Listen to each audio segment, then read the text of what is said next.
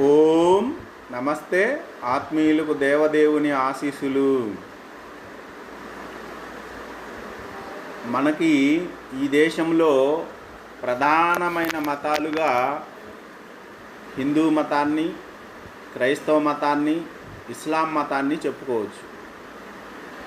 నిజానికి చెప్పాలంటే ప్రపంచంలో కూడా ఈ మూడు మతాలే ఎక్కువ కలిగినవిగా ఉన్నాయి. ఇస్లాం మతంలో అల్లాహ్ దేవుడు అని, ఖురాన్ పవిత్ర గ్రంథమని వాళ్ళు అనుసరిస్తున్నారు.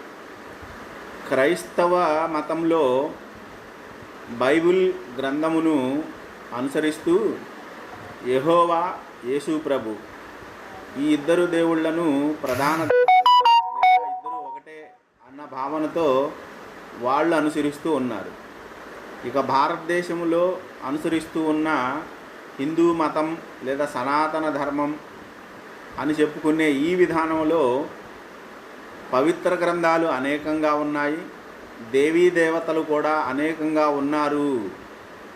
ఇలా బయటికి కనిపిస్తున్న అంశాలుగా కొద్దో గొప్ప చదివిన వాళ్ళకు కూడా ఇదే అర్థమవుద్ది. కానీ దేవుడు ఒక్కడే, పవిత్ర గ్రంథం కూడా ఒక్కటే, అది వేదము అని తెలుసుకోవడానికి చిన్న వివరణ కావాలి. ఒక పక్క ఏమి ఉంది అంటే ఎవరో వండి తయారు చేసి పెట్టిన రెడీమేడ్ ఆహారం, అన్నం కూరలతో కలిపి సిద్ధంగా ఒక పక్క పెట్టారు. మరొక పక్క ఎలా ఉందంటే ఆహారం తయారు చేసుకోవడానికి కావలసిన సరుకులన్నీ విడివిడిగా అక్కడక్కడ ఉన్నాయి.